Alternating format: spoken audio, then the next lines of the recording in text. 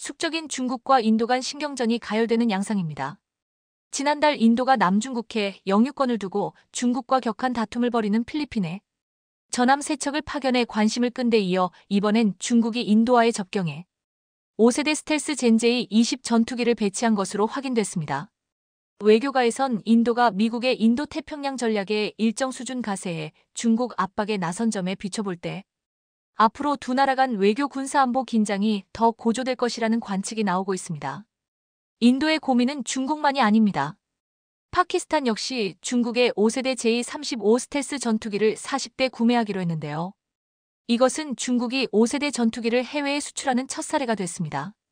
파키스탄은 2021년 중국산 전투기 J-10C 25대를 도입한 데 이어 이번에 중국의 5세대 스텔스 전투기까지 도입해 인도를 자극하고 있는데요. 파키스탄과 중국은 동맹국으로 인도 견제라는 목표를 공유하며 정기적으로 합동 군사 훈련을 실시하고 있어 인도를 심란하게 만들고 있습니다.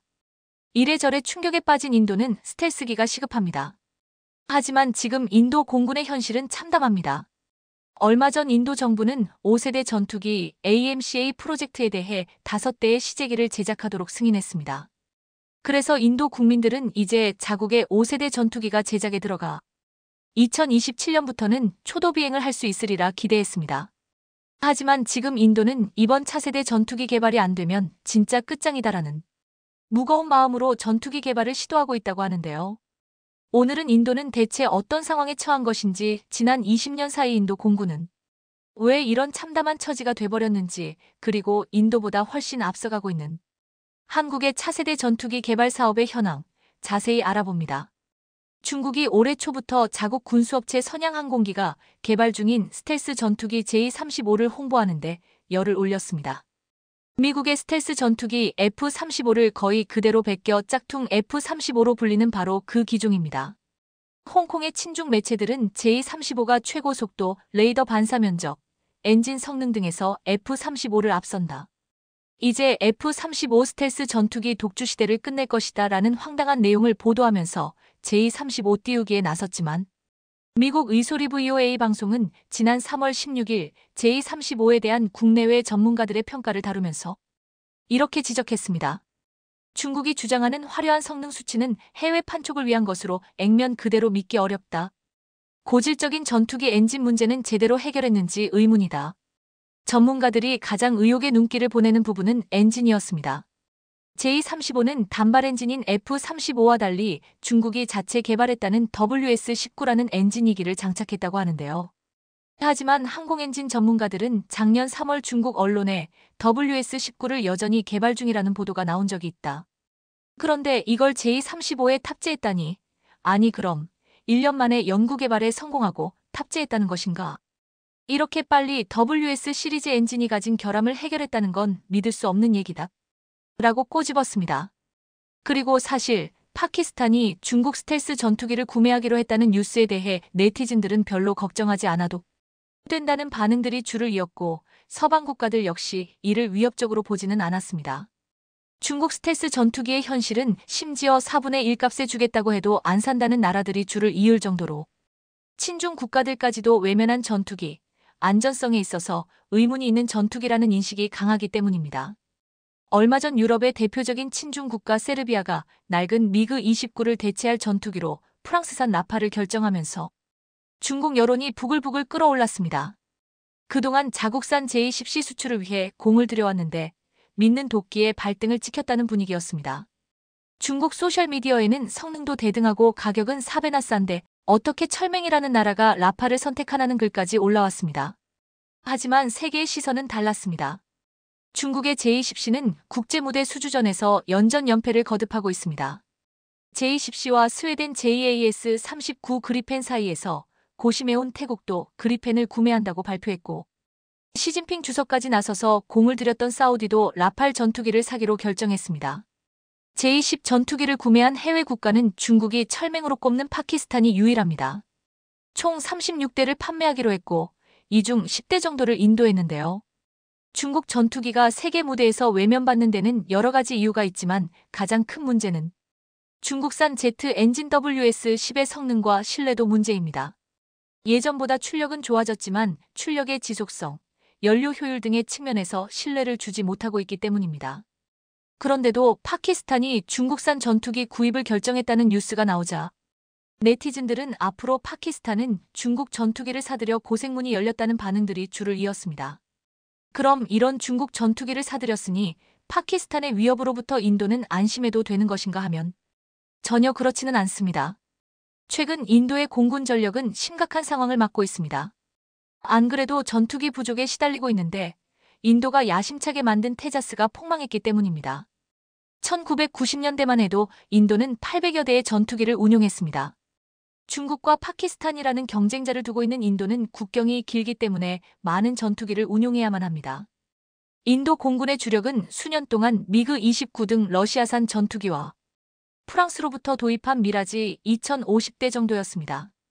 그러다 전투기들이 노후화되자 인도는 러시아로부터 수 30 다목적 전투기를 사들여 운용하면서 국산 전투기를 만들어 보겠다며 야심차게 만든 게 바로 테자스였습니다. 문제는 2001년 이후부터 테자스는 정해진 시간표대로 개발이 되고 시험 비행을 하는 등 정해진 대로 된 게 하나도 없었다는 점입니다. 2000년대 초반에 배치될 줄 알았던 테자스는 2015년이 되어서야 겨우겨우 초기 작전 능력만 가진 채로 배치됐는데 갈수록 문제는 더 커졌습니다. 2015년부터 2024년까지 거의 10년 동안 테자스를 단 33대밖에 만들지 못한 겁니다.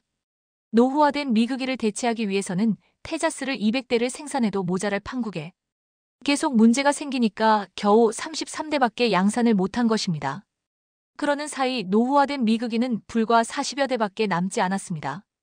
그런데 이마저도 내년이면 더 이상 운용이 불가능합니다. 중국과 파키스탄이라는 강자들과 국경을 맞대고 있는 인도로서는 전투기 배치가 발등에 불인데 테자스가 이 모양이니 애가 탈 수밖에 없습니다. 인도 공군은 지금 지난 20여 년간 테자스만 바라보고 있다가 노후 전투기의 40%가 사라지는 사이 새로운 대체 전투기를 마련하지 못한 것입니다. 그래서 서둘러 프랑스로부터 라팔 전투기 30여 대를 도입했으나 여전히 120여 대가 부족한 상황입니다. 반면 지난 20여 년 동안 중국은 제20, 제35 전투기를 개발, 도입했고 인도가 그렇게 싫어하는 파키스탄조차 중국으로부터 FC-32를 도입하고 있습니다. 그러다 보니 인도는 아직 스텔스기가 없는데 국경을 맞대고 있는 앙숙인 중국과 파키스탄은 스텔스기를 속속 도입하고 있는 걸 두 손 놓고 지켜보는 상황이 되고만 것입니다. 인도가 가지고 있는 수 30이나 라팔 전투기 몇 대로는 중국과 파키스탄의 스텔기에 대응하기에는 역부족이기 때문입니다. 그래서 다급해진 인도가 내놓은 계획이 5세대 전투기 AMCA 프로젝트였고 이것은 스텔스기를 빨리 만들겠다는 것이 핵심입니다. 인도 공군에게 이 5세대 전투기 AMCA 프로젝트는 절대 실패해서는 안 되는 사업이라고 할 수 있습니다. 다른 옵션이 없기 때문입니다. 그런데 문제가 또 생겼습니다. 인도 정부가 이 프로젝트에 대해 과도한 요구를 하기 시작한 겁니다. 인도 정부는 인도에서 인도 사람들이 만든 전투기로 우리 하늘을 지킨다는 원칙을 세우고 국산화율을 70%까지 높이도록 하는가 하면 수입하는 핵심 부품에 대해서도 나중에 개량하거나 자국이 그 기술을 쓰는데 아무 문제가 없도록 해야 한다는 조항을 다는 등 과도한 요구를 하고 있습니다. 하지만 대체 지금 어느 나라가 그런 기술을 쉽게 내주겠습니까?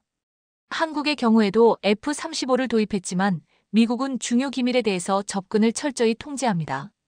성능도 높아야 하고 양산 기간은 짧아야 하며 국산화율도 높이면서 핵심 기술 이전도 순조롭게 해야 한다니 이게 과연 인도에서 빨리 될까요? 이러니 5세대 전투기 AMCA 프로젝트조차 진척이 되지 않았고 결국 인도는 지금 이 프로젝트마저 지지부진할 수밖에 없는 상황이 돼버렸습니다. 반면 한국은 5세대에서 인도보다 훨씬 앞서가는 KF-21을 정해진 스케줄대로 진행시키고 있습니다. 무엇보다 전투기를 개발하면서 정해진 스케줄대로 진행되시키고 있다는 것 자체가 정말 대단한 것입니다. 지난해 1월 17일 오후 2시 58분 순수 국산 기술로 만든 첫 초음속 전투기 KF-21보람의 시제기 1호가 남해 상공으로 날아올랐습니다. 17분쯤 후 시제기는 고도 약 4만 피트를 비행하며 음속을 돌파했습니다. 이것은 6개월간 80여 회 비행으로 조금씩 속도를 높여 초음속에 근접하다가 결국 처음으로 초음속 비행에 성공한 것으로 K 전투기가 음속을 넘어선 역사적 순간이었습니다. 초음속 전투기는 아음속보다 세밀한 동체 설계가 필요하고 첨단 장비도 갖춰야 하는 만큼 개발 자체가 어렵기로 유명합니다. 국산 훈련기와 전투기를 독자 개발한 하늘의 K방산 신화 뒤에는 2000번의 시험 비행을 시도한 유능한 파일럿들과 밤낮 없이 연구에 매진한 연구원들의 눈물이 있었기에 가능한 일이었습니다. 하지만 아직도 끝이 아닙니다. KF-21은 이런 극한의 시험 비행을 오는 2026년까지 총 2000여 회 거듭하게 됩니다. 한국은 새로 개발하는 항공기를 시험평가하는 전문 조종사를 선발해 KF-21 시험 훈련 비행을 진행하고 있습니다. 전문 조종사들은 1980년대 말 공군에서 선발하기 시작했고 한국항공우주산업 KAI도 2001년부터 비행시험팀을 운영 중입니다. 현재 공군에 20여 명, KAI에 24명의 조종사가 있는데요. 이들은 개발 단계에선 시제기를 몰며 성능을 시험하고 개발 완료 후엔 양산 항공기의 첫 비행을 하며 기능을 점검합니다.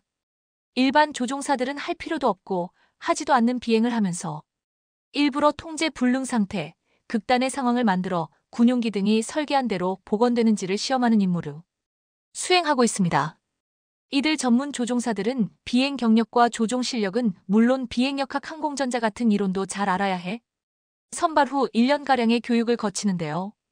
이들의 시험 비행 결과는 고스란히 비행기 개발 과정에 반영돼 완성도를 높이는 데 혁혁한 역할을 담당하고 있습니다. 한국은 이처럼 일정에 맞게 KF-21 개발을 착착 진행하면서 한편으로는 최첨단 항공 엔진의 국산화를 위한 프로젝트도 함께 진행하고 있습니다. 이미 일본과 인도는 독자 개발에서 고배를 마셨지만 한국은 포기하지 않고 최첨단 항공 엔진 국산화를 위해 불철주야 연구 개발에 몰두하고 있습니다. 얼마 전 한국방위사업청은 1502bf 파운드 포스급 국산 터보팬 엔진을 개발하겠다고 발표해 세계를 깜짝 놀라게 했습니다. 이 말은 곧 4, 5세대 전투기인 한국형 전투기 KF-21에 장착된 1477bf급 엔진보다 성능이 더 뛰어난 제품을 만들겠다는 선언이나 다름없었기 때문입니다.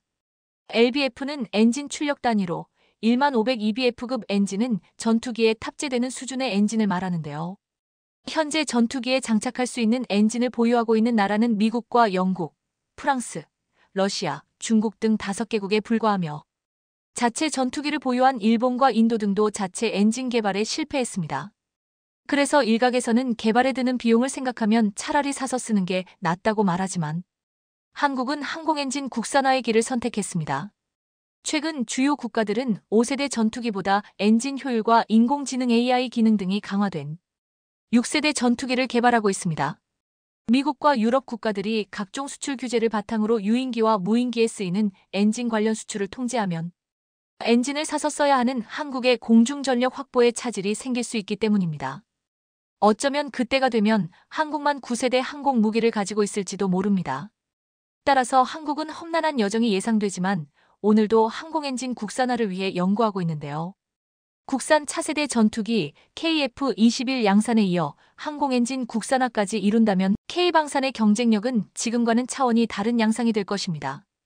최근 콜롬비아는 그동안 예산 문제로 지연돼 왔던 전투기 도입 사업을 우선적으로 추진하겠다는 의지를 보이면서 과연 어떤 기종이 콜롬비아의 선택을 받을지 세계의 이목이 쏠려 있습니다. 그동안 콜롬비아는 40년 넘게 운용한 훈련기인 A-37B 대체기를 놓고 이탈리아 알레니아 아에르마키사가 제작한 M346을 유력한 후보로 생각하고 있는 것으로 알려져 있었습니다.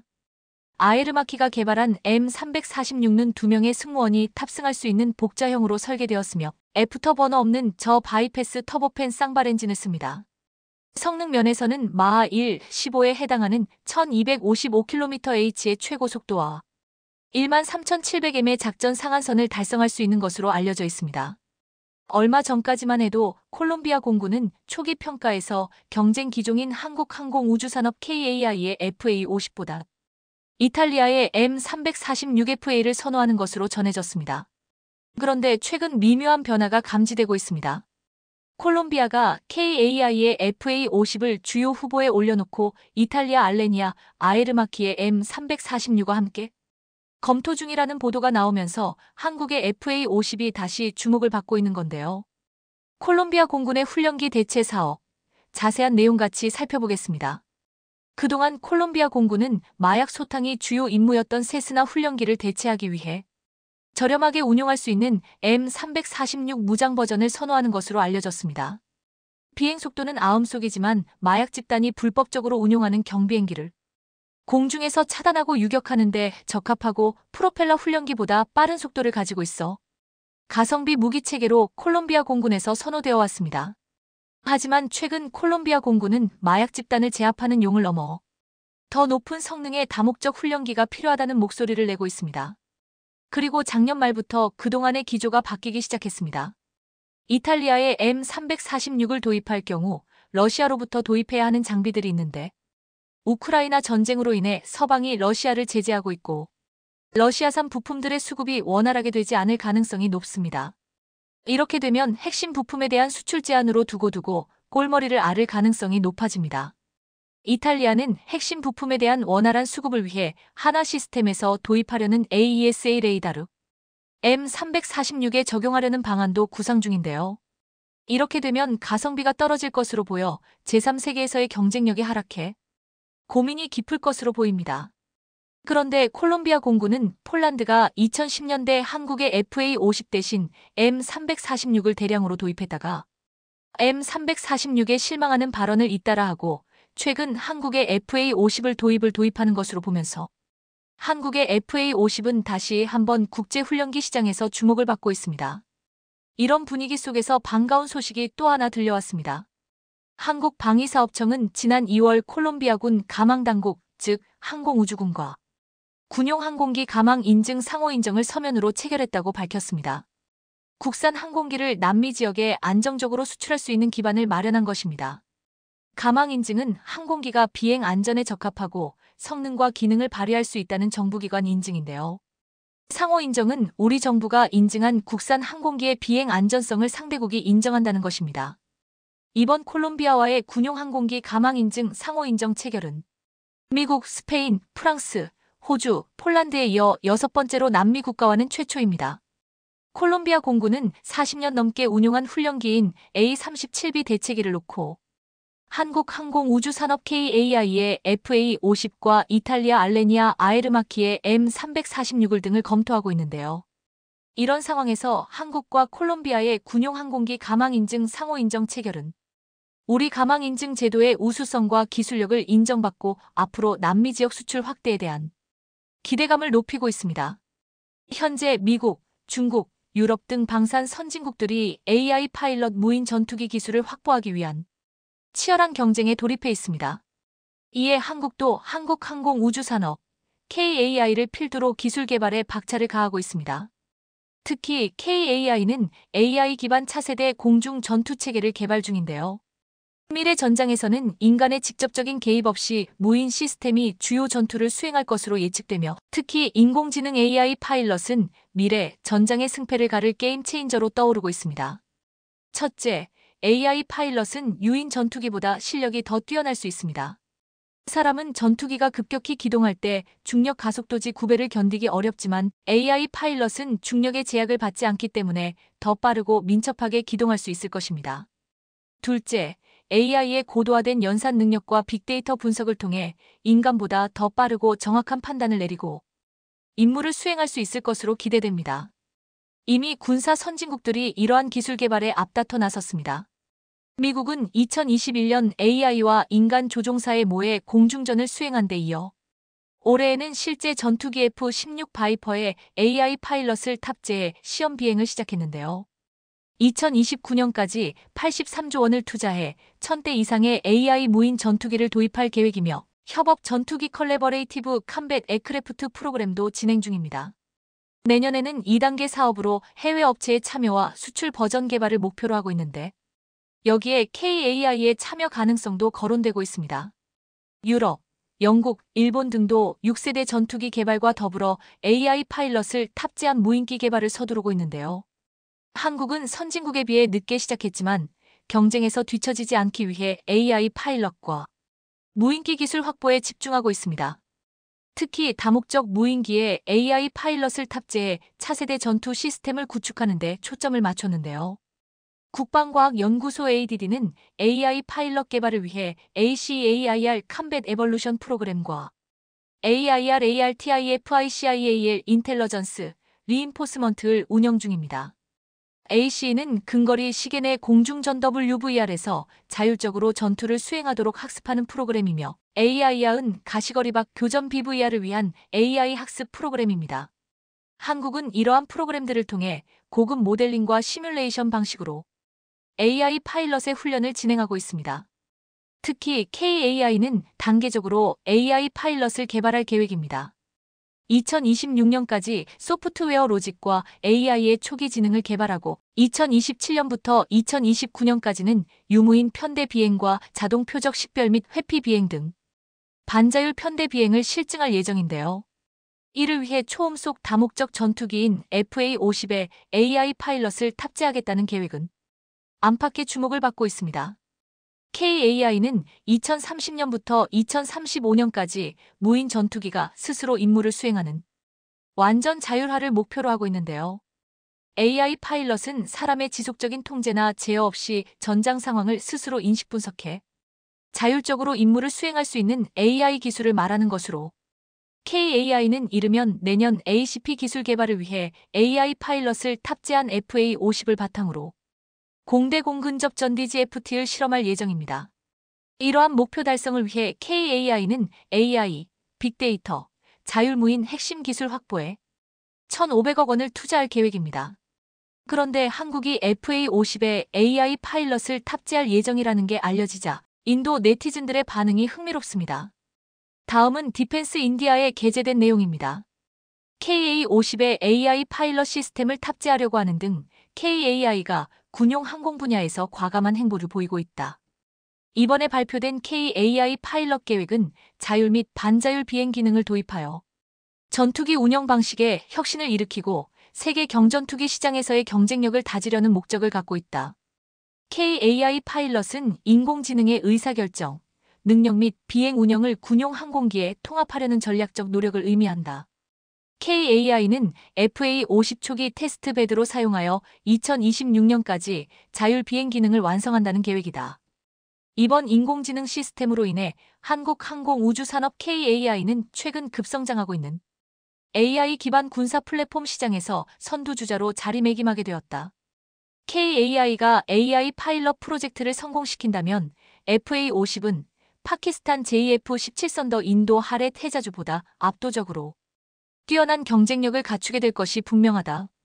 한국이 KAI 파일럿 프로그램을 성공시키고 여기에 무인 드론을 연계해 작전을 전개하는 유무인 복합 체계까지 완성하면서 더 나아가 국산 장거리 공대공 미사일과 장거리 공대지 순항미사일 타우러스 KEPD 350K2 그리고 마하 25 속도로 비행하는 초음속 공대지 공대함 미사일까지 개발되어 FA-50이나 FA-50이 통제하는 무인 전투기에 탑재된다면 어떻게 될까요? FA-50의 전투력은 물론 한국 군사항공 분야의 경쟁력은 더욱 상승하게 될 것입니다. 그동안 테자스를 응원하는 인도 네티즌들과 JF-17을 운용하는 중국, 파키스탄과 같은 나라들은 꽤 오랫동안 KAI의 FA-50에 대해 중거리 공중전 능력을 갖추지 못한 반쪽 전투기라는 혹평을 멈추지 않았습니다. 그러나 폴란드형 FA-50PL이 등장하면서 중거리 공대공 미사일 AIM-120 암람 통합이 현실이 되었고 AESA 레이더와 AIM-120을 통합시킨 진정한 의미의 다목적 전투기 FA-50이 탄생되었던 것입니다. 여기에 대해 인도 네티즌들은 이런 반응을 보였습니다. HAL에는 과학자가 없습니다. 그들은 인생에서 단 한 가지도 혁신한 적이 없습니다. HAL의 아킬레스건은 프로젝트 관리가 형편없다는 것입니다. 이는 꽤 오랫동안 공공연한 비밀이었습니다. 이렇게 형편없는 모습을 보인 이유는 HAL이 무능함을 낳는 사소한 조직이기 때문입니다. 테자스티저스, JF-17 이제 둘 다 망했어. 콜롬비아가 M346이 아니라 한국의 FA-50을 선택한다면 미래를 내다본 탁월한 헝가리군의 크리스마스 무기가 전달되었다. 폴란드 매체의 디펜스24 2024 12-20 보도.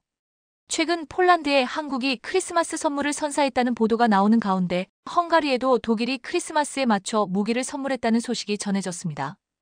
헝가리 국방부 장관은 지난 19일 자신의 SNS에 새로운 장비가 도착했습니다. 레오파드 EH-HU 전차 2대, WISENT-EHU 복구 차량, PGH-2000HU 곡사포, 링크스 KF-41IFV 2대, H-225M 헬리콥터 2대입니다. 라고 적었습니다. 2018년 12월 헝가리 국방부는 독일과 주력 전차 레퍼드 EH-744대를 인수하기로 계약을 체결했습니다. 이 전차들은 헝가리에서 레퍼드 EH-HU로 불리는데 이 계약에는 독일의 신형 자주포 PGH-2024대를 구매하는 것도 포함되었습니다. 폴란드 디펜스 24는 지난 17일 밤 크리스마스에 한국 무기가 폴란드에 전달되었다면서 비슷한 제목으로 한국 무기의 도착을 알린 바 있습니다. 당시 K 전차 7대 K 구자주포 16대 및 HOMAR K 시스템용 발사대 모듈 6개가 폴란드에 인도되었다며 이제 폴란드에는 K 전차가 84대, K 구자주포가 136대, 천모호마르 K가 72대가 되었다고 돌라오했습니다. 단기간에 인도된 한국산 무기에 이번 도착까지 진정 크리스마스 선물로 여겨질만 했으나 이와 비슷한 제목의 헝가리 크리스마스 무기가 왔다는 것은 사실 조롱에 가까웠습니다. 2018년 12월에 주문한 레오파드 전차가 무려 6년에 걸쳐 단 2대만이 도착했기 때문입니다. 또한 명품 독일산 자주포 PGH-2000도 24대가 이미 도착해야 했지만 갑자기 1대가 배송되었다고 했습니다. 지난해 폴란드 국제문제연구소의 수석 분석가 오스카 피에트루비는 헝가리는 2018년 독일의 신형 레오파드 전차 44대를 주문했지만 아직 한 대도 인도받지 못했다. 반면 한국은 폴란드와 계약을 체결한 지 수개월 만인 지난해 12월 K 전차 10대와 K 구자주포 24대를 폴란드에 선적했다라고 비교해 말한 바 있습니다. 그런데 이번에 폴란드와 헝가리에 전달된 크리스마스 선물에 격앙된 목소리를 내는 국가가 있습니다. 최근 헝가리와 마찬가지로 레오파드 전차 44대를 주문한 리투아니아입니다. 지난해 발데마라스 루푸시스 리투아니아 국방 참모총장은 최대 54대의 전차를 사겠다며 보병 중심의 군대를 전차로 점차 전환하겠다고 밝혔습니다. 또한 빌리우스 세메스카 리투아니아 국방예산 획득 담당 차관은 작년 9월 방한해 한국과 방산 분야의 협력을 긴밀히 논의했습니다. 여기에 아시아 최대 규모 지상군 방산 전시회, 대한민국 방위산업 전디엑스 코리어의 사전 행사로 진행된 기동화력 시범에도 참석했습니다. 리투아니아는 한국의 방산 기술을 호평하며 현대로템의 전차를 우선적으로 고려할 가능성이 높아 보였습니다.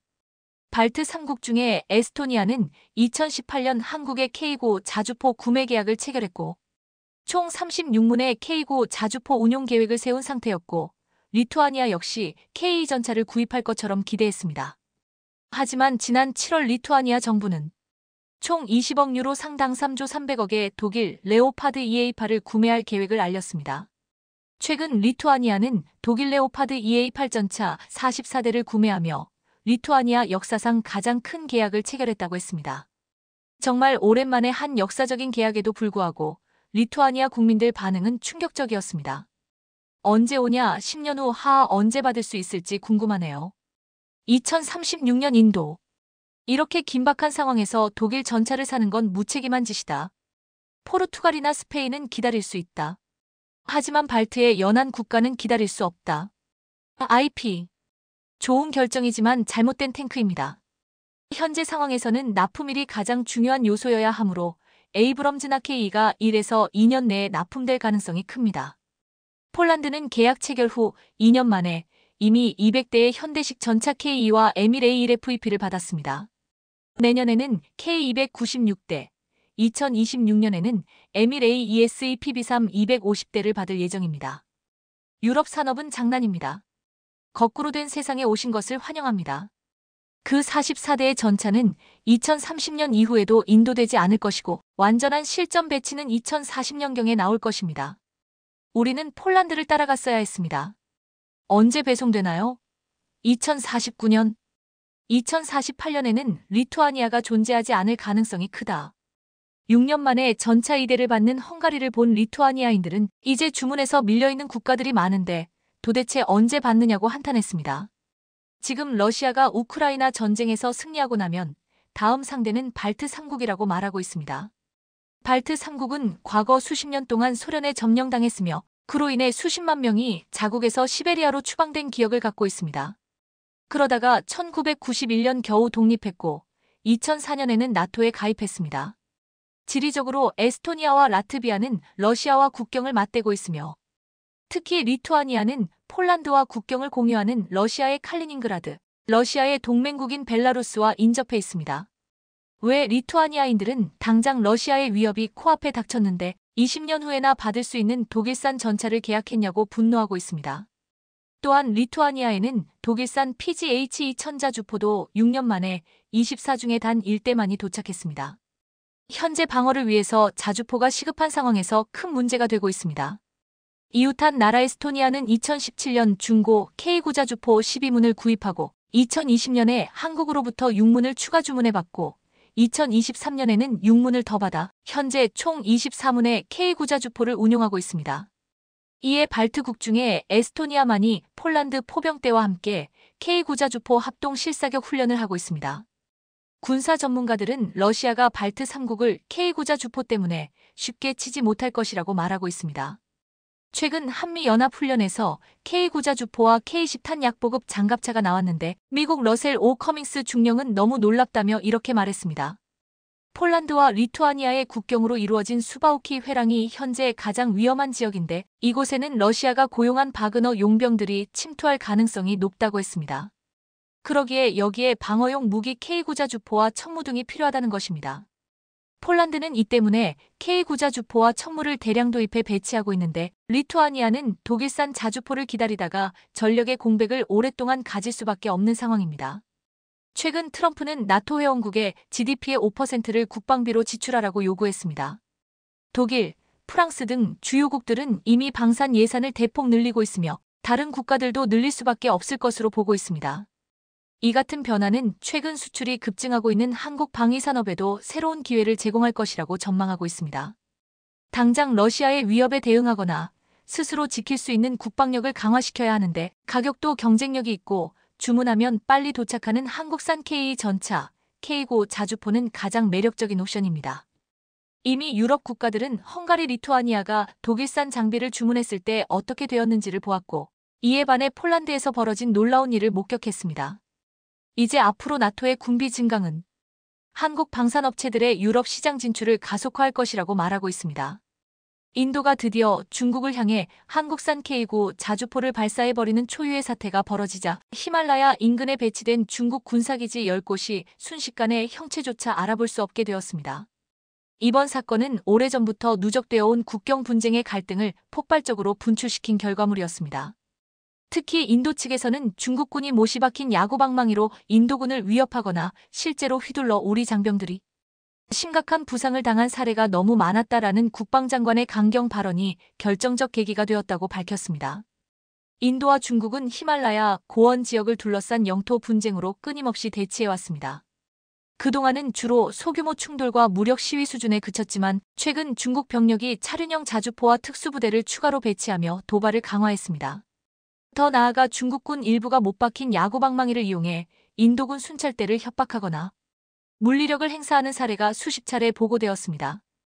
인도 국방부는 이러한 비인도적 행위에 강력히 항의했으나 중국은 오히려 영토 보호를 위한 정당행위라는 입장을 고수하며 상황을 더욱 악화시켰습니다. 결국 인도 군부는 자위적 차원에서 중국 군사기지 주요 거점을 즉각 타격하겠다는 결론에 이르렀습니다. 이 과정에서 인도가 선택한 무기는 다름 아닌 한국산 명품 자주포 K9였습니다. K9 자주포는 155구경의 강력한 화력을 발휘하며 최대 사거리 40에서 50km를 충분히 지원합니다. 게다가 산악 지형에서 필요한 고각 사격 능력도 탁월해 높은 고원을 배경으로 하는 히말라야 분쟁지에서 그 진가가 유감없이 발휘되었습니다. 전차포보다 훨씬 대형의 포탄을 더 먼 거리에서 쓸 수 있고 자동 장전 시스템과 고성능 사격 통제 장치를 갖추어 초탄 명중률이 놀라울 정도로 높습니다. 인도가 K9를 극찬한 세 가지는 첫째, 고각 등판 능력 험준한 지형에서도 기동에 어려움이 없도록 설계되어 60% 이상의 경사도 무리 없이 오르며 안정적으로 포격 위치를 잡을 수 있습니다. 둘째, 고속 연속 사격 자동화된 장전 장치와 계산된 반동 제어 기술 덕에 분당 6에서 8발 정도의 사격이 가능해 광범위 화력 지원에 최적화되어 있습니다. 셋째, 극한 환경 대비 혹독한 추위와 열악한 도로 사정을 고려한 방어력과 기계적 설계가 적용되어 배치 후 곧바로 전투에 투입해도 문제없이 작동합니다. 이번 실전 상황에서 인도군은 레이더와 정찰 자산을 통해 파악한 중국군 군사기지 좌표 10곳에 대해 K9 자주포를 일제히 발사했습니다. 터져나가는 굉음과 함께 155포탄이 중국 진지를 순차적으로 타격했고 몇 차례의 재장전 사격만으로 주둔 중이던 중국군 시설이 잿더미로 변해버렸습니다. 특히 통신지휘소와 헬기 경납고, 탄약 보급고 등이 직격탄을 맞아 통째로 파괴되는 장면이 인도 드론 카메라에 고스란히 포착되었습니다. 중국은 한때 한국산 무기 기술력을 조롱하며 자신들의 무기가 세계 최고라고 자부했습니다. 특히 중국 내 군사 채널과 관영 매체들은 한국의 자주포 K9에 대해 저렴한 가격만이 장점일 뿐 정작 기술력은 뒤떨어진다라며 비웃었습니다. 그러나 최근 전개된 세계 각지의 무기 평가와 실제 분쟁지에서의 운용 결과를 통해 완전히 반전된 상황이 벌어졌습니다. 이제는 전 세계 언론들이 한국산 무기 체계에 주목하며 K9 자주포야말로 동급 최강이라는 찬사를 아끼지 않고 있습니다. 이번 사태를 계기로 인도군이 초기 도입 물량 100문에 이어 추가로 100문 이상을 더 구매하기로 했습니다. 이미 1조 원이 넘는 사업이 승인되었으며 현지 매체들은 이를 두고 메이드 인 인디아 K9 바지라브 EAJRA는 역대 가장 성공적인 인도 무기 사업이 될 것이라며 대서특필했습니다. 인도의 도로망이 열악한 히말라야 지대에서조차 K90I 제기량을 발휘하자 중국산 C1이나 C15 같은 차륜형 자주포와는 비교가 되지 않는다라는 평가가 잇따르고 있습니다. 사실 중국도 라다크 지역에 자주포를 배치하고 있으나 그 주력인 C15는 차륜형 특성상 반동 제어가 어렵고 지형 돌파력에서도 약점을 드러냈습니다. 포반이 발사 시마다 땅속에 고정용 스페이드를 박아야 하기 때문에 포탄 발사 간격이 크게 지연되고 정확도마저 낮아진 것입니다. 더욱이 고산지대에서 유지보수가 힘들어 고장이 발생하면 곧장 본토로 장비를 되돌려야 하는 불편함이 큽니다.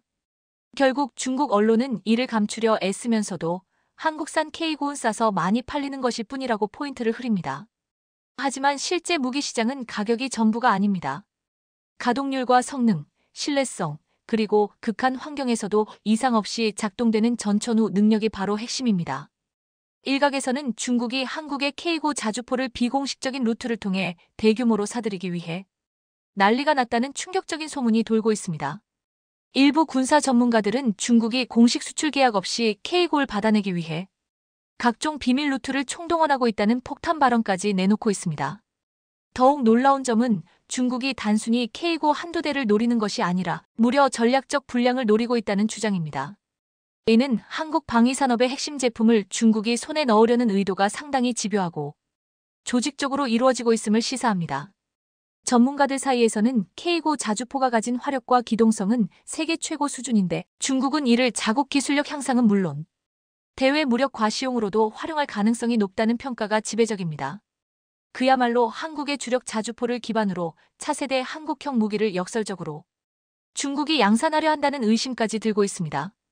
특히 이번 사태가 수면 위로 떠오른 건 방산업계 내부에서 흘러나온 여러 의혹들 때문입니다. 중국 측 대리인으로 추정되는 인물들이 한국 부품업체나 중간 브로커를 찾아다니면서 막대한 금액을 제시하며 거래를 시도했다는 증언이 쏟아지고 있습니다. 일부 브로커들은 이 정도 금액이면 뒤탈 없이 K9 일부를 빼돌릴 수 있다는 협박성 제안을 받았다고 전해집니다. 한국 정부와 방산 기업들은 공식적으로 그럴 리 없다는 입장을 밝히고 있지만 소문은 끊임없이 확산되고 있습니다. 일각에서는 K9 생산 라인 일부가 외부 요인에 의해 지연되고 있다는 의혹, 제작사 직원들의 보안 의식이 도마 위에 올랐다는 주장, 그리고 중국 스파이가 이미 한국 내에 깊숙이 침투했다는 가설까지 제기되고 있습니다. 이번 의혹에 대해 군사 전문가들은 중국이 정말로 K9를 손에 넣게 된다면 동북아 안보 지형에 엄청난 파장을 몰고 올 것이라고 경고합니다. 또한 한국산 무기의 기술적 우수성에 대한 전 세계적 관심이 커진 만큼 K9를 복제해 제3국에 수출하려는 부정거래 가능성도 배제할 수 없다는 우려가 나오고 있습니다. 중국의 자화자찬과 달리 유럽 국가들도 K9의 우수성을 대대적으로 언급하고 있습니다. 북유럽의 핀란드는 최초에 48문을 구매한 뒤 운용해보니 생각 이상으로 뛰어나다며 동일 수량을 추가 도입하기로 결정했습니다. 혹독한 추위와 눈보라가 몰아치는 겨울철에도 K9는 막힘없이 작동해 핀란드 포병들의 강력한 신뢰를 얻었습니다. 이어 노르웨이 역시 깊은 숲과 험준한 산악 지형을 아우르는 작전 환경에서 K-골 실전 배치해 본 뒤 가장 뛰어난 기동성과 신뢰도를 갖춘 자주포라고 극찬했습니다. 화약 냄새가 진동하는 전장 한가운데에서도 수십 발의 포탄을 연속 사격한 뒤 고장이 없는 데다 유지보수 또한 간편하다고 입을 모았습니다. 이뿐만이 아닙니다. 아프리카 북부의 이집트, 중부 유럽의 폴란드, 나아가 동남아시아 국가들에 이르기까지 각기 다른 언어와 문화권을 가진 세계 매체들이 K-95이 보여주는 압도적 성능에 격찬을 쏟아내고 있습니다. 한국산 무기의 결정판 경이로운 고장률 0%에 가까운 명품 자주포 등 자극적인 헤드라인으로 보도하는 곳도 있습니다. 특히 폴란드는 현지 군사평론가들이 K-95이 러시아와 접경에 있는 지역 방어에 꼭 필요한 핵심 전력이라며 극찬했습니다. 탄약 수송 차량과 자동화 시스템, 그리고 높은 기동력은 기존 유럽제 자주포보다 오히려 한 수위라는 평가입니다. 이처럼 전 세계가 한국산 무기에 대해서 한 목소리로 긍정적인 분석을 내놓으니 과거 한국 무기 저가형 복제품이라고 비웃던 중국의 태도가 난감해지고 있습니다. 세계 시장 점유율로만 봐도 이미 K-9은 동종 자주포 가운데 독보적인 1위 판매량을 기록하고 있습니다. 또한 성능과 가격 간 가성비를 넘어 가용성 ABAIL, ABILITY과 신뢰성 reliability라는 무기 산업의 가장 중요한 지표에서 눈부신 성과를 내고 있습니다. 한국은 처음부터 경량형 싸구려 무기를 만들려고 개발을 시작한 것이 아니었습니다. 엄격한 공정관리와 핵심 부품의 높은 수준, 그리고 현지 환경에 맞춘 맞춤형 개량 기술력이 총체적으로 뒷받침된 결과물입니다. 하나디펜스와 국방과학연구소 ADD, 그리고 다수의 한국 강소기업이 힘을 합쳐 꾸준히 기술과 품질을 끌어올렸습니다. K-골 실제 구매한 국가들은 한결같이 일단 써보면 또 도입하고 싶어진다고 합니다. 유지보수와 수리까지 원활하여 도입 비용 이상의 가치를 만족스럽게 얻을 수 있기 때문입니다. 여기에 각국의 지형적 특수성과 전술적 요구를 반영한 맞춤형 업그레이드까지 가능하니 어느 누가 매력을 느끼지 않겠습니까? 단순히 값싼 무기가 아니라 각종 환경을 뛰어넘어 압도적 성능을 발휘하는 명품 자주포라는 인식이 전 세계에 퍼지는 중입니다. 현지 테스트와 실전 운용을 통해 증명된 막강한 성능과 우수한 내구성, 그리고 표적 위치에 대한 빠른 반응 사격 기능 등은 이미 각국 군 지휘관들의 필수 체크리스트로 자리 잡았습니다. 이제 어느 나라에서든 자주포를 들여온다면 K-9은 선택지 1순위라는 말이 있을 정도입니다. 이에 국제 무기 시장의 정통한 전문가들은 한국산 무기가 완전히 인식의 전환점을 찍었다고 분석합니다. 반세기 전만 해도 외국 제품에 의존하던 나라가 이제는 독보적 자주포 분야에서 세계 최고 수준이라니 이는 분명 군사 강국으로 가는 상징적 사례라는 것입니다. 중국은 거듭 자신들의 무기를 홍보하며 K-골 평가절하하기 위한 방안을 모색하고 있으나 시장 반응은 정반대입니다. 세계 유력 언론들은 인도의 히말라야 전선에서 제대로 작동하는 무기는 한국산 궤도형 자주포뿐이라며 보도했고, 혹독한 사막부터 습지, 고원, 정글, 평원 어디에서도 문제없이 구른다고 강조했습니다. 폴란드와 노르웨이의 사례도 마찬가지로 대서특필되며 이제 자주포하면 K-골 떠올리게 된다라는 말까지 등장했습니다. 일본의 혼다 자동차와 닛산 자동차는 지난해 12월 경영 통합을 위한 협상 개시를 결정했습니다. 애초에 두 회사는 올해 6월 계약을 맺고 2026년 8월 새로 설립할 지주회사 산하에 함께 들어가는 형태로 경영 통합을 추진하기로 했다고 발표했습니다. 합병이 완료되면 세계 3위의 완성차 회사를 갖게 된다며 좋아했는데요. 하지만 일본 매체 니케이는 닛산의 구조조정이 순조롭지 않아 혼다 자동차와 닛산 자동차의 합병 방향성에 대한 협의는 상당한 시간이 걸릴 수 있다는 분석을 내놨습니다. 아니나 다를까 여러 부분에서 문제가 생기며 곧바로 합병 취소 선언을 해버리는 대참사가 발생하는데요. 일각에서는 두 회사가 시너지를 높이겠다며 합병을 선언했지만 오히려 이 선언이 역효과를 낳았다는 분석이 나오고 있습니다. 반면 한국 자동차 회사들의 성장은 폭발적으로 증가하고 있는데요. 오늘은 혼다와 닛산의 합병 철회, 그 근본적인 이유는 무엇인지, 일본 자동차 업계의 위기를 틈타 글로벌 시장에서 점유율은 높이고 있는 한국 자동차의 현황, 자세히 전해드립니다. 혼다와 합병 논의를 하기 위한 준비 작업으로 닛산 자동차는 지난 30일 판매가 부진한 미국에서 생산을 25% 줄이겠다고 발표했습니다. 하지만 라인을 폐쇄하지 않고 생산량만 축소하는 방식이었습니다.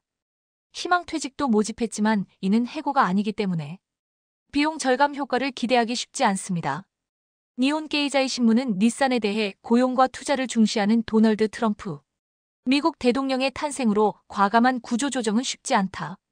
닛산과 경영통합 협의를 진행하는 혼다는 근본적인 재건책을 요구하고 있고 트럼프와 혼다 사이에 낀 닛산은 이러지도 저러지도 못하며 압박을 받고 있다고 평가했습니다. 닛산은 미국에 3개 공장을 갖고 있습니다. 2개 완성차 공장의 생산 능력은 연간 총 100만 대에 달합니다. 닛산 전 세계 생산 능력의 20%입니다. 하지만 최근 닛산의 부진은 주력 시장인 미국 시장에서의 부진이 상당한 원인이었습니다. 지난해 4에서 9월 순이익은 전년 동기 대비 94% 감소하고 말았습니다. 이는 코로나19 영향으로 적자였던 2020년 이후 가장 낮은 수준으로 떨어진 것이었습니다. 전년 동기에는 2,413억엔의 흑자를 기록했던 것과 비교하면 1년 만에 처참한 성적표라 받고 구조조정에 내몰린 것입니다. 가장 큰 원인은 닛산이 도요타나 혼다와 달리 미국에서 하이브리드카를 전개하지 못했다는 점이었습니다. 업계는 닛산이 대리점에 인센티브를 지급하지 않으면 차가 팔리지 않는 악순환에 빠져 있다고 분석합니다. 결국 닛산은 재건을 위해 전체 직원의 7%에 달하는 9,000명을 감축하고 세계 생산 능력을 20% 줄이기로 했습니다. 닛산은 공장 고정비가 실적의 부담이지만 라인 폐쇄에 나서지 않았습니다. 향후 증산을 염두에 두고 일시적인 조정에 그쳤기 때문에 대규모 고정비 절감으로 이어지지 않습니다. 인원 감축도 부족하다는 평가를 받고 있습니다. 해고가 아닌 희망퇴직이기 때문에 얼마나 줄일 수 있을지 알 수 없다는 겁니다. 닛산이 미국에서 과감한 구조조정에 착수하지 못하는 것은 트럼프 대통령의 존재 때문이기도 합니다. 트럼프 대통령은 미국 제일주의를 내걸고 미국 내 고용과 투자를 중시하고 있으니 섣불리 미국 공장 근로자들을 해고하겠다고 할 수도 없는 겁니다. 그런데 위기는 혼다도 마찬가지로 느끼고 있습니다. 유럽 2위와 세계 4위 스텔란티스의 합병의 전철을 밟을까봐 두려워하고 있다고 하는데요. 지난 2021년 미국의 피아트 크라이슬러와 프랑스의 푸조 시트로엥 PSA의 합병으로 출범한 스텔란티스는 합병에 따른 시너지 효과가 클 것이란 기대와 달리 실적 악화와 경영진 간의 불협화음이 수면 위로 떠올랐습니다. 혼다와 닛산은 자칫 자기들도 피아트 크라이슬러와 푸조 시트로엥의 전철을 밟을까봐 두려워하고 있습니다. 피아트 크라이슬러와 푸조 시트로엥의 합병으로 출범한 스텔란티스는 최근 실적 부진으로 인해 주가가 폭락했고 CEO가 수익성 낮은 브랜드는 매각도 불사하겠다는 입장을 밝힐 정도로 어려움에 직면했습니다. 스텔란티스는 작년 11월 미국 오하우주 조립 공장과 디트로이트 부품 공장에서 인력을 감축하고 영국에서도 가솔린과 경유차를 생산하는 루턴 공장을 폐쇄하는 등 허리띠를 졸라매고 있습니다. 무엇보다 경영진 간의 불협화음이 수면 위로 떠올랐습니다. 최근 일본 매체 니케이 비즈니스는 스텔란티스가 세계의 위대한 합병으로 세계 최강자의 위치를 확실히 차지했지만 아직 단일 기업이 되지 못해 규모의 이점을 충분히 발휘하지 못하고 있다고 평가했습니다. 니케이 비즈니스는 스텔란티스가 피아트, 푸조 같은 일반 차량부터 마세라티와 같은 고급차에 이르기까지 14개 브랜드가 참여하고 있으나 각계 전투를 하다 보니 생산량 증가에 따라 단위당 생산비가 감소하는 규모의 경제를 실현하지 못했고 분석하면서 혼다와 닛산이 과연 합병으로 시너지를 낼 수 있을지 염려했습니다. 그러더니 결국 올 것이 오고야 말았습니다. 두 회사가 합병을 중단한다고 발표한 것입니다. 혼다와 닛산이 합병해 세계 3위의 완성차 회사로 출범하겠다는 계획은 백일몽이 되고 말았습니다. 일본 니혼게이자이 신문은 닛산이 혼다와의 합병 논의를 중단하기로 결정했다고 보도했습니다. 두 회사는 합병 논의를 위해 지난해 12월 체결했던 양해각서의 모유도 철회할 예정입니다. 양쪽은 합병 비율을 두고 이견을 좁히지 못한 것으로 알려졌는데요. 두 회사는 신규 지주회사를 설립해 혼다와 닛산을 완전 자회사로 편입하되 신설 지주회사 이사회 과반을 혼다가 임명하는 합병안을 내놨습니다. 그런데 이 지주회사가 두 회사 지분을 각각 얼마에 사들릴지를 두고 불협화음이 발생했다고 합니다. 혼다는 아예 닛산을 인수, 자회사로 만든 뒤 직접 구조조정을 단행하겠다는 입장이었지만 닛산은 사실상 거절했습니다. 닛산의 한 고위 관계자는 요미우리 신문에 두 회사의 주주들이 받아들일 수 있는 조건을 충족하는 것은 거의 불가능에 가깝다. 경영 통합은 이제 어렵다고 말했습니다. 하지만 합병 무산 조짐은 일찍이 감지됐습니다. 애초 지난달 말 공개될 예정이었던 합병 일정과 방향이 이번 달 중순으로 연기되면서 업계에서는 협상이 난항을 겪고 있다는 얘기가 흘러나왔는데요. 물론 합병 논의가 재개될 가능성도 배제할 수는 없습니다. 그러나 이미 일본 증시에서는 합병 무산 가능성이 보도된 직후 장마감을 앞두고 닛산 자동차 주가가 급락하고 혼다는 전일 대비 급등하는 등 혼다의 닛산 일병 구하기를 시장이 어떻게 바라보는지 알려주었습니다. 혼다와 닛산 간 동합이 실현되면 한국 현대차 그룹을 제치고 글로벌 완성차 3위 자리를 차지하게 될 전망이었습니다. 이것이야말로 일본 정부가 바라는 바일 것입니다. 하지만 혼다와 닛산이라는 전혀 다른 색을 지닌 두 회사를 합병하는 게 쉬운 일은 아닙니다. 합병이 수포로 돌아가자 일본 정부는 당황해하는 반면 경쟁사들이 주춤한 사이 한국의 현대 기아차는 세계 2위 폭스바겐을 바짝 따라붙으며 격차를 좁히고 있습니다. 현대자동차그룹이 지난해 완성차 시장 침체에도 불구하고 선방하면서 글로벌 12위 기업인 일본 토요타 자동차그룹과 독일 폭스바겐그룹과의 격차를 좁혔습니다. 현대차와 기아차는 지난해 글로벌 시장에서 총 723만여 대를 판매하면서 3위 입지를 굳혔습니다.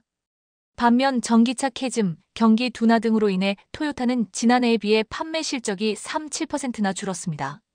반면 현대차 기아는 2위인 폭스바겐 그룹의 뒤를 더 바짝 따라붙었습니다.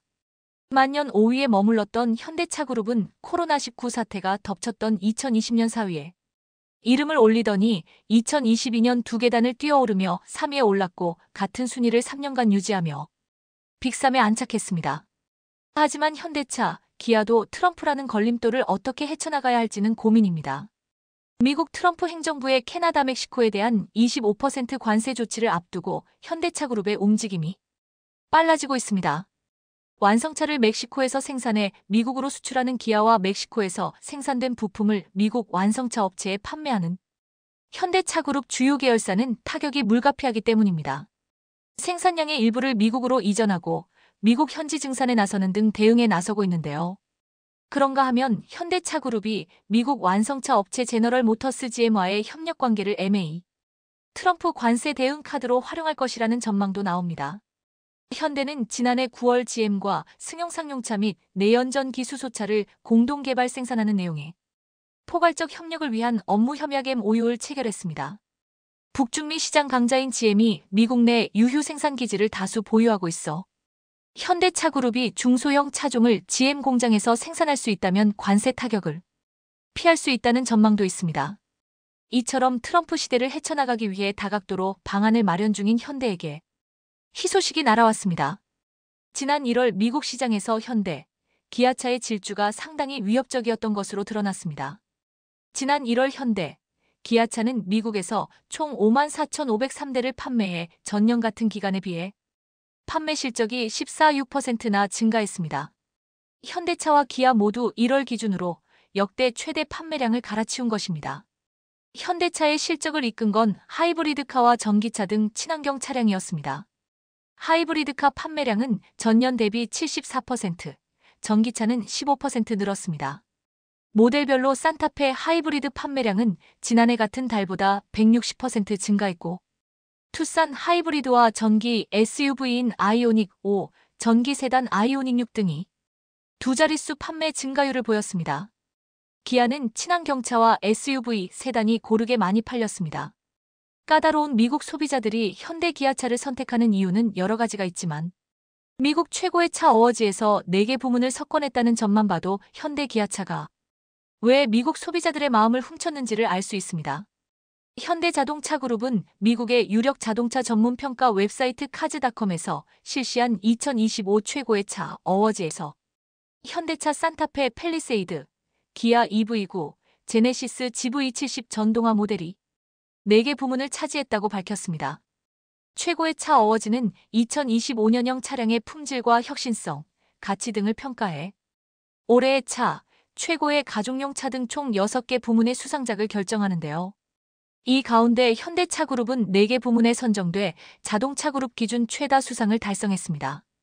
현대차 산타페는 우수한 디자인과 공간 활용성 등 뛰어난 상품성을 입증받아 올해의 차에 선정됐는데요. 카즈닷컴 수석 편집장 마이크 헨리는 산타페는 다재다능한 공간 활용성을 극대화한 독창적인 디자인, 혁신적이고 가족 친화적인 편의 사양이 인상적이다. 부드럽고 편안한 주행 성능과 합리적인 가격이 동급 SUV 중 가장 돋보인다고 평가했습니다. 이 밖에 팰리세이드는 최고의 가족용 차에 선정됐고 기아 EV9은 최고의 전기차로 선정되며 우수한 전동화 상품성을 증명했습니다. 제네시스 GV70 전동화 모델은 2년 연속 최고의 고급차 부문을 수상했고 2023년 G90에 이어 3년 연속 최고의 고급차에 이름을 올렸습니다. 또한 현대 기아차가 지금 미국 시장에서 얼마나 미친 질주를 하고 있는가는 숫자가 증명해주고 있습니다. 지난 1월 미국에서의 판매 실적이 두 자릿수로 증가해 역대 최대를 기록한 건데요. 이 정도면 트럼프 시대에도 겁먹을 게 없다는 말까지 나오고 있습니다. 한국이 만든 지하철 타고 LA 올림픽 보러 갈 것입니다. LA의 극심한 교통체증을 한국이 해결해줬습니다. 미국도 한국의 기술력을 인정하기 시작했습니다. 최근 현대로템이 약 1조 원 규모의 미국 지하철 사업 수주에 성공하면서 크게 화제를 모으고 있습니다. 과연 어떤 내용인지 자세히 알아보겠습니다. 현대로템, 한국의 중견기업에서 글로벌 시장을 석권하는 선두주자로 발돋움하기까지의 여정은 비단 하루아침에 이루어진 것이 아닙니다. 아시다시피 현대로템은 KE 전차를 개발하고 생산하고 있는 기업으로 잘 알려져 있습니다. 폴란드에 대규모 KE 전차를 수출하며 방산계의 한 축으로 떠올랐는데요. 그런데 이번에는 철도 분야에서도 두각을 나타내면서 관심을 모으고 있습니다. 이번에 미국 지하철까지 수주하게 되면서 세계 최고의 기업으로 거듭나고 있습니다. 오늘 영상에서는 현대로템이 어떻게 글로벌 시장, 특히 미국 시장에 성공적으로 진출하여 LA 전동차 프로젝트를 수주하게 되었는지 그 배경과 전략을 짚어보려 합니다.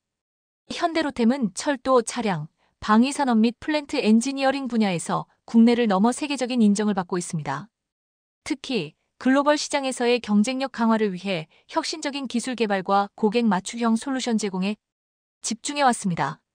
현대로템이 미국 시장에 진출하기로 결정한 것은 이러한 전략의 일환으로 미국 내 대규모 프로젝트 수주를 통해 글로벌 브랜드로서의 입지를 더욱 공고히 하고자 하는 목적이 있었습니다.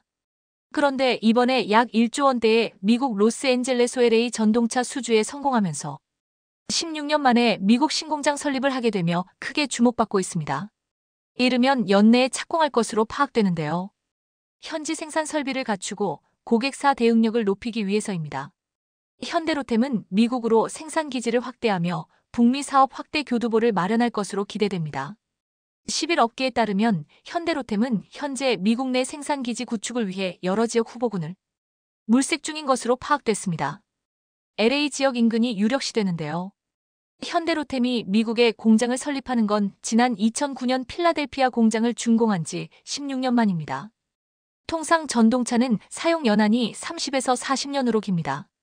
매해 생산 수요가 많지 않기 때문에 전동차 기업들은 대규모 철도 수주가 이루어지면 업체들은 현지에 공장을 지은 뒤 공급이 완료되고 사후관리 AS가 마무리되면 공장을 철수합니다. LA 전동차 프로젝트 수주는 이러한 현대로템의 노력이 결실을 맺은 사례로 미국 시장에서의 성공적인 진출은 단순히 하나의 프로젝트를 넘어서 현대로템의 글로벌 전략 실행의 중요한 이정표로 기록됩니다. 현대로템이 수주한 8,688억 원 규모의 LA 전동차 프로젝트는 단순한 계약을 넘어서 현대로템에게 있어 매우 의미 있는 성과입니다. 추가적인 유지보수 비용까지 더하면 약 1조 원에 달하는 엄청난 규모인데요. 이 프로젝트를 통해 현대로템은 미국 시장 내에서의 자신의 위치를 확고히 하며 글로벌 시장에서의 역량과 신뢰도를 크게 향상시켰습니다.